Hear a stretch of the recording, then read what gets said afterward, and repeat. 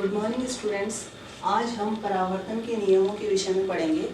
परावर्तन के नियम पढ़ने से पहले मैं आपको परावर्तन की परिभाषा बता दूं कि जब प्रकाश की कोई किरण किसी माध्यम में से होती हुई और दर्पण पर टकराती है तो वापस उसी माध्यम में किसी निश्चित दिशा में लौट जाती है, उसे प्रकाश का परावर्तन कहते हैं। जैसे कि यदि हम इस चित्र में देखें तो प्रकाश की किरण है AO, जो वायु माध्यम से होती हुई, और ये जो PQ लाइन आप देख रहे हैं ये एक दर्पण हमने माना है। ये आपतित किरण O बिंदु पर यहाँ इस दर्पण पर गिरती है और किसी निश्चित दिशा में परावर्तित हो जाती है। ये किरण O भी कहलाती है परावर्तित किरण।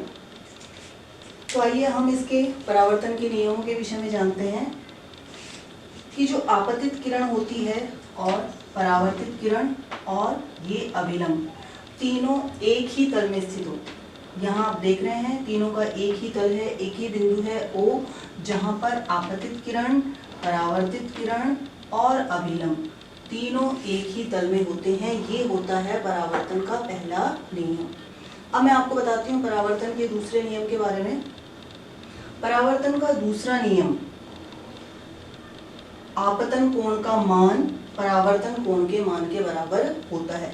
यानी कि आपतित किरण जिस कोण से दर्पण पर गिरती है या दर्पण पे टकराती है, तो यहाँ पर वो कोण बना AON, जो कहलाता है आपतन कोण, और इस कोण का मान हमारे परावर्तन कोण BON इसके बराबर होगा।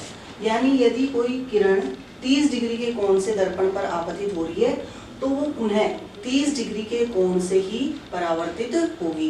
यदि कोई किरण 40 डिग्री के कोण से आपतित हो रही है तो वो 40 डिग्री के कोण से ही परावर्तित होगी। तो दूसरा नियम क्या कहता है? आपतन कोण का मान परावर्तन कोण के मान के बराबर होता है। तो ये थे स्टूडेंट्स परावर्तन के नियम। Thank you.